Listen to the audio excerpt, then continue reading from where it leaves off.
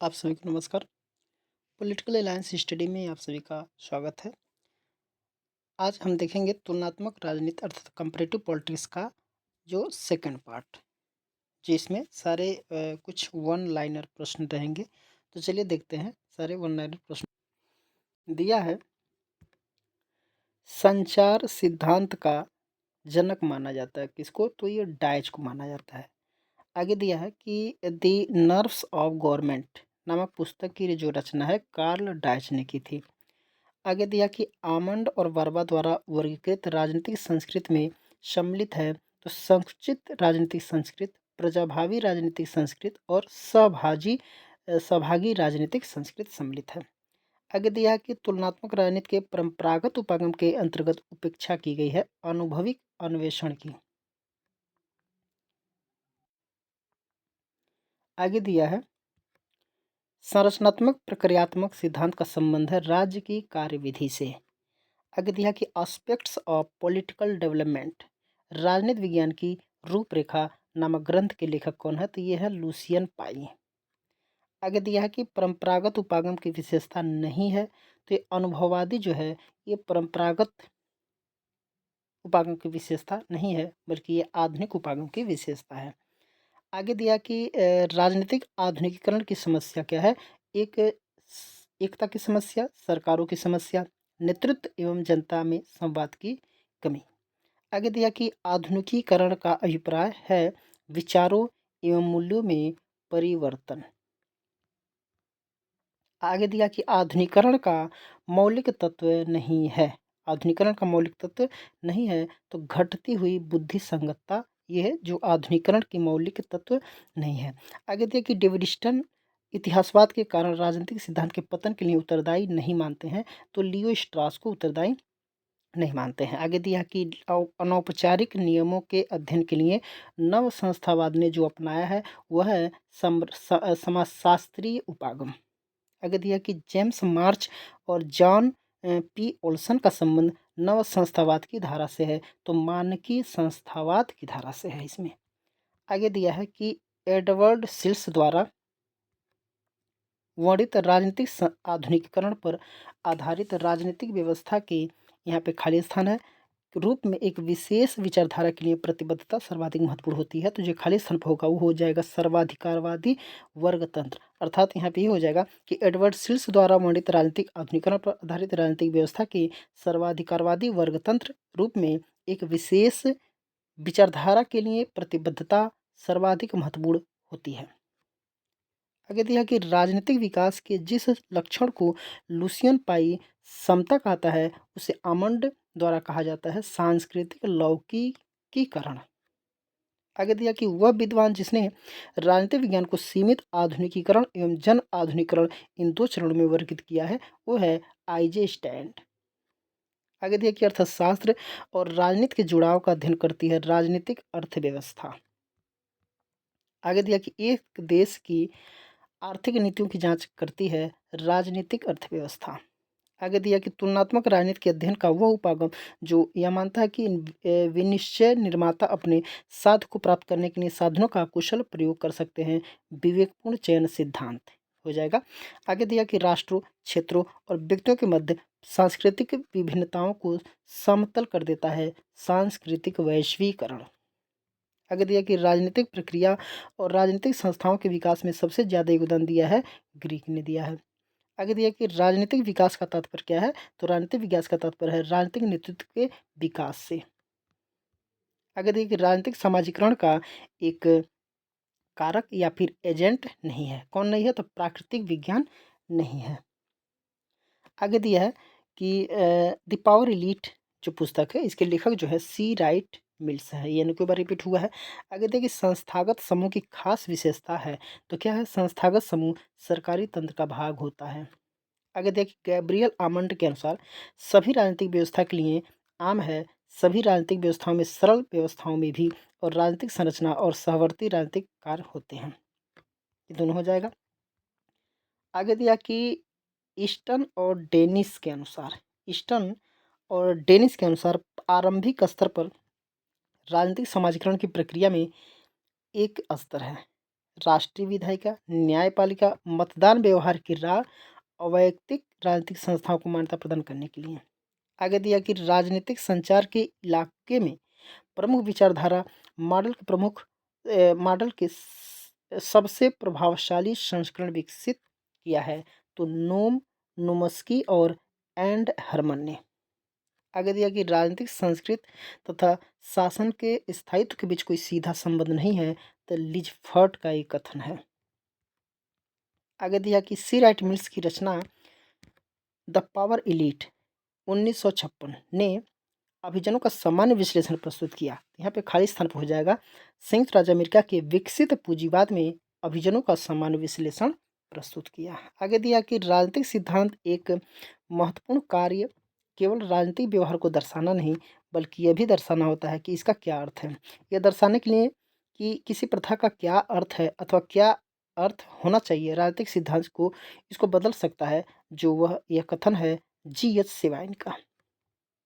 आगे दिया कि वर्ष 1960 में आमंड तथा पावेल द्वारा संरचनात्मक प्रक्रियात्मक अनुप्रयोग था, तो ईस्टर्न की राजनीतिक व्यवस्था का ढांचा का अनुप्रयोग।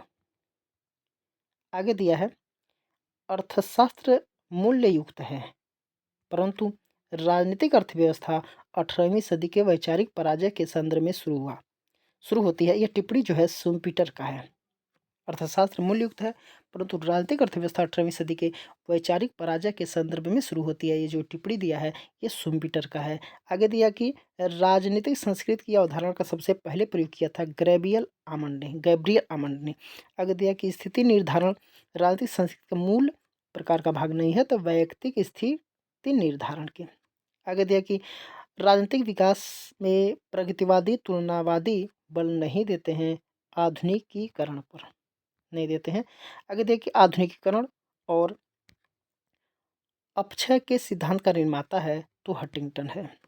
आगे दिया कि वह सिद्धांत जिसका यह मत है कि जैसे ही समाज का विकास होगा वो पूंजीपति लोकतंत्र बन जाएगा, जिसमें मूल्यों अभिलक्षणों का एक सम्मिलित समुच्चय होगा, आधुनिकीकरण सिद्धांत हो जाएगा। आगे दिया कि क्रांति का अभिप्राय किसी एक भूभागी राजनीतिक सत्ता को चलाने वाले किसी प्रभारी समूह का किसी अन्य समूह द्वारा सशक्त आकस्मिक प्रतिस्थापन है। यह कथन है क्रेन ब्रेंटल का। आगे दिया कि नव संस्थावाद बल देता है संस्थाओं पर, न कि व्यक्तियों पर। आगे दिया कि राजनीतिक समाजीकरण का संबंध है राजनीतिक विचारों की निर्माण प्रक्रिया से संबंधित है। आगे दिया है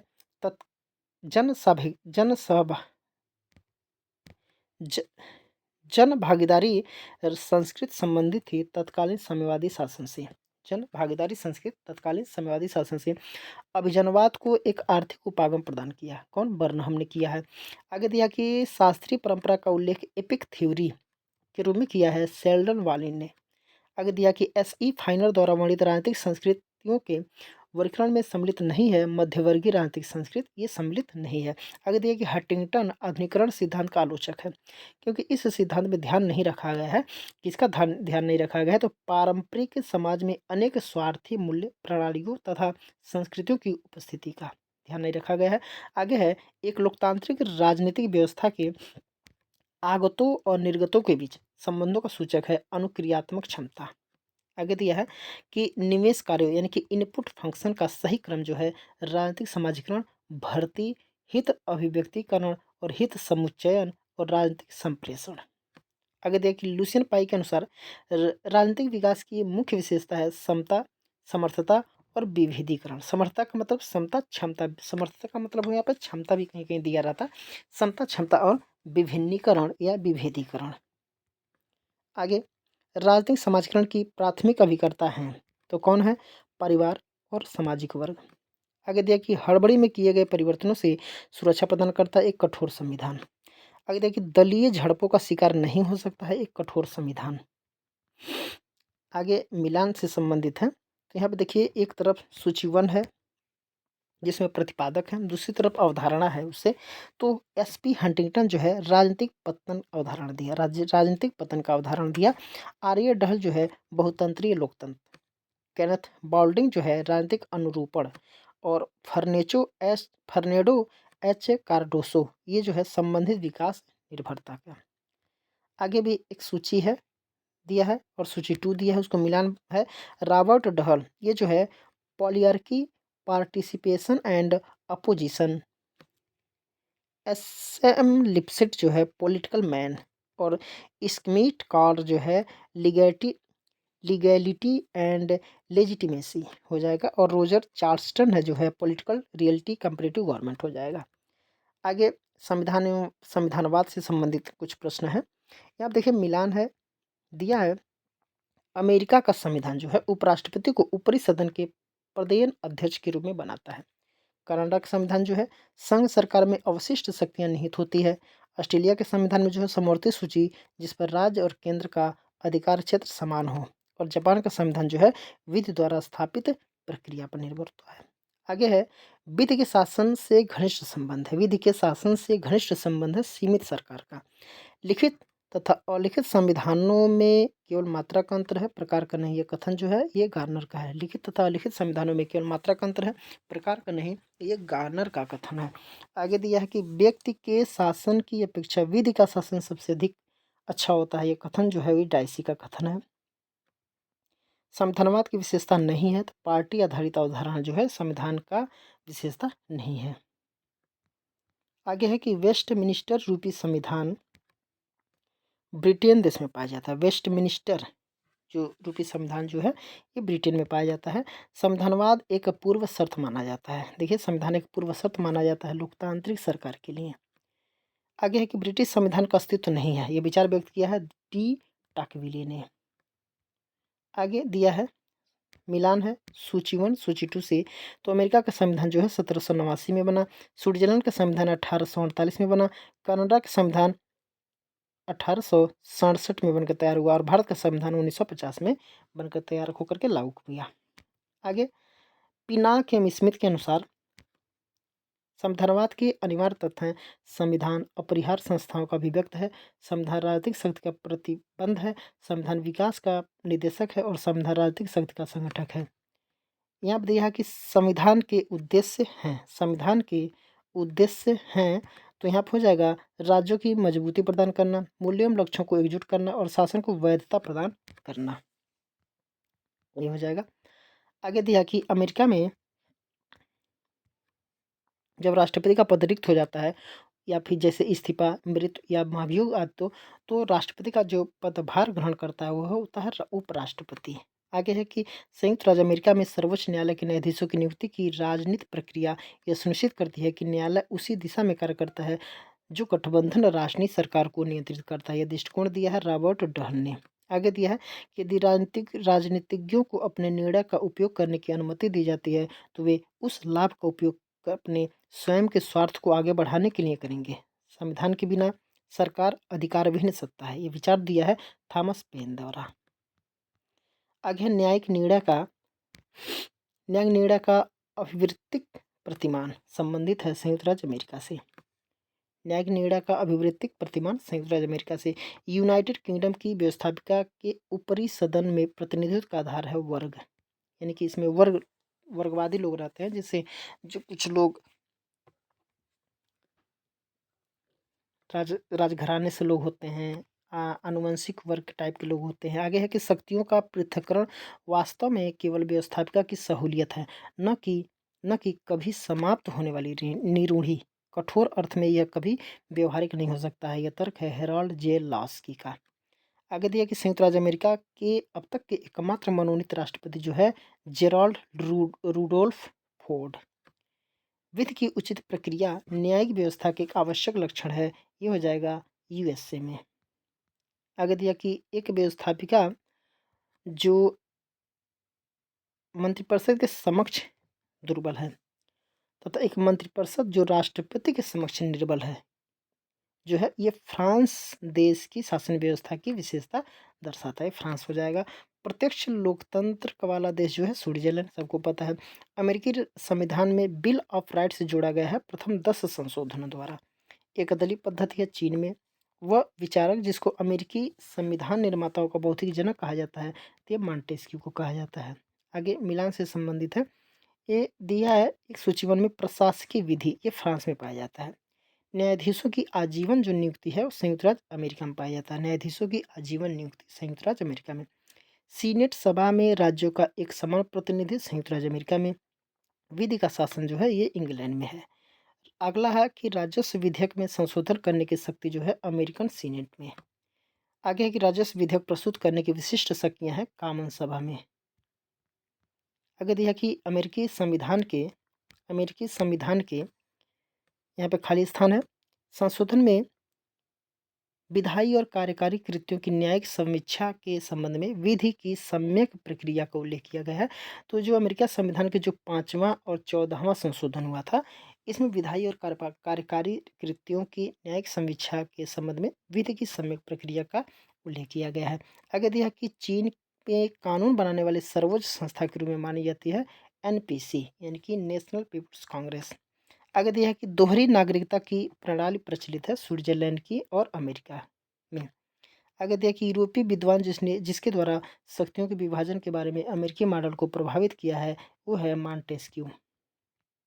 आगे दिया कि हाल ही में हांगकांग में लोकतंत्र समर्थक आंदोलन में प्रदर्शित विरोध का प्रतीक जो है पीला छाता। वह देश जहाँ एक दलीय प्रणाली नहीं है वह देश जहाँ एक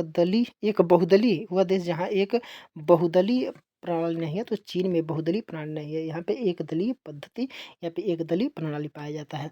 आगे है कि सर्वोच्च न्यायालय को कांग्रेस का तृतीय सदन कहा था और ये लास्की ने कहा था। आगे दिया कि विधि की उचित प्रक्रिया, ये जो संयुक्त राज्य अमेरिका देश की न्याय व्यवस्था का आवश्यक लक्षण है, ये यहाँ पर हो जाएगा।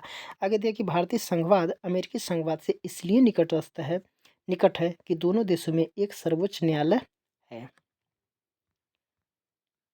आगे दिया है भारतीय और अमेरिकी संघवाद में जिस बिंदु पर समानता पाई जाती है वह है केंद्र और राज्यों के बीच उत्पन्न विवाद में सर्वोच्च न्यायालय विवाद निपटाता है। तो चलिए आज के लिए इतना ही। इसके आगे के प्रश्नों को हम लोग कल देखेंगे। तब तक के लिए सभी को गुड नाइट।